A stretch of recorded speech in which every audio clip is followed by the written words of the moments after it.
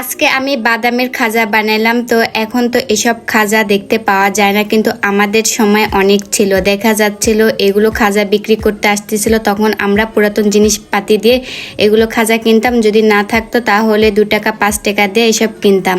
তো এখনকার সালপালে তো এসব দেখে না, কারণ এসব তো এখন এখানে পাওয়া যায় না, বাজারে ছাড়া তো গ্রামের দিকে কেউ নিয়ে আসে না।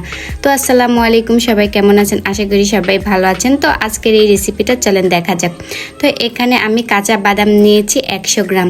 তো 100 গ্রাম বাদাম নিয়েছি। তো বাদামটা এখন আমি ভেজে নেব। তো বাদামটা হালকা ভাজতে হবে, বেশি ভাজলে কিন্তু পুড়ে যাবে। তো আমি হালকা আঁচে ভেজে নিলাম, আর একটু করে হাত দিয়ে দেখলাম যে একদম ভাজা হয়েছে কিনা। তো যখন ভাজা হয়ে গেল তখন আমি চুলা থেকে নামিয়ে নিলাম। তো এখন আমি এখানে 200 গ্রাম দিয়েছি চিনি, আর দিয়েছি 3 থেকে 4 চামচ পরিমাণ পানি। তো পানি আর চিনি দিয়ে আমি হালকা নেড়ে দিলাম। তো এই জিনিসটা আপনারা অনেকেই পারেন না, আমাকে ইনবক্সে তারপরে কমেন্টে আমাকে বলেন যে আমি এইটা বানাতে পারি না, আমার পুড়ে যায়। তো এটাকে বলে ক্যারামেল, চিনির ক্যারামেলটা আপনারা বানাতে পারেন না। তো সবাই বলেন যে আমার একটু চিনি নষ্ট হয়ে যায়, চিনি পুড়ে যায়। তো এইটা ভালো করে লক্ষ্য করে দেখেন, আমি যখন চিনিটা দিলাম, দেওয়ার পরে যখন পানি দিলাম তখন কিন্তু চিনিটা গলে গেল। তারপরে কিন্তু আস্তে আস্তে আবারও চিনিটা কিন্তু আগের মতন হয়ে গেছে, কিন্তু ভাববেন না যে এটা নষ্ট হয়ে যাবে। তো না, চিনিটা নষ্ট হয়ে যায়নি।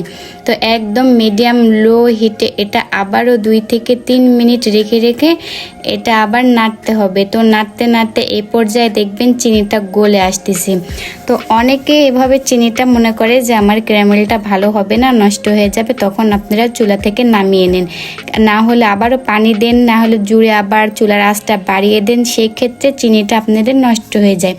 তো দেখতে পাচ্ছেন যে প্রথমে কিন্তু চিনিটা গলে গেল, আবার কিন্তু চিনিটা আগের মতন হয়ে গেল, তারপরে আবার আস্তে আস্তে গলে দেখেন ক্যারামেল হয়ে গেল। তো ঠিক এইভাবেই আপনারা এই ক্যারামেলটা বানাবেন, না ছাড়া কিন্তু আপনার চিনিটা নষ্ট হয়ে যাবে, একদম পুড়ে যাবে। আর দেখেন আমার চিনি কিন্তু পুড়ে যায়নি। তো তারপরে এখানে আমার ক্যারামেলটা যখন হয়ে গেল, একদম চিনি যখন গলে গেল, তখন আমি বাদাম ঢালিয়ে দিলাম। এই বাদাম আমি অন ক্যামেরায় ভালো করে একদম পরিষ্কার করে নিয়েছি। তো ক্যামেরাতে আমি এটা ধরতে পারিনি, তো আমি অন ক্যামেরা এটাই করেছি। তারপরে আমি এই চিনির ক্যারামেলের ভিতরে আমি বাদামটা দিয়ে 2 থেকে 3 মিনিট আমি নাড়বো একদম মিডিয়াম লো হিটে। তারপরে নাড়তে নাড়তে যখন দেখলাম যে না আমার এটা হয়ে গেছে, তো এখন আমি চুলা থেকে নামিয়ে নিব। তারপরে আমি একটা স্টিলের প্লেট নিয়েছি, আর তাতে তেল ব্রাশ করে রাখছিলাম অনেক আগে। তো তারপরে আমি এটা ঢেলে দিলাম। তো এখানে হাত দেওয়ার দরকার নেই, চামচও দেওয়ার দরকার নেই, এটা এমনি এমনি সেট হয়ে যাবে। তো তারপর আমি ফ্যানে রাখছিলাম 10 মিনিট। তো 10 মিনিট পরে দেখেন কত সুন্দর হয়েছে, আর দেখতে কত সুন্দর লাগতেছে, তাই না? তো এগুলো আপনারা ছোটোবেলায় কারা খাইছেন অবশ্যই কমেন্ট করে জানাবেন, আর আপনাদের এলাকায় এখনও এগুলো পাওয়া যায় কিনা তারাও জানাবেন। তো তো আমার হয়ে গেল। তো এখন আমি পরিবেশন করব, আর দেখেন কত সুন্দর হয়েছে, একদম বাজারের মতন, তাই না?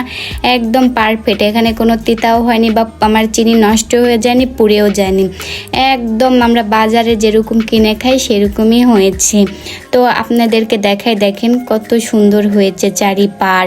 তো রেসিপিটা আপনারা বাসায় ট্রাই করে আপনাদের বাচ্চাদেরকেও খাবেন, আর বলবেন যে এগুলো আমাদের সময় অনেক থাকতো। আর যারা খাননি তারাও বাসায় বানিয়ে দেখবেন, অনেকটাই টেস্ট। তো আজকের ভিডিওটা এ পর্যন্তই, সবাই ভালো থাকবেন।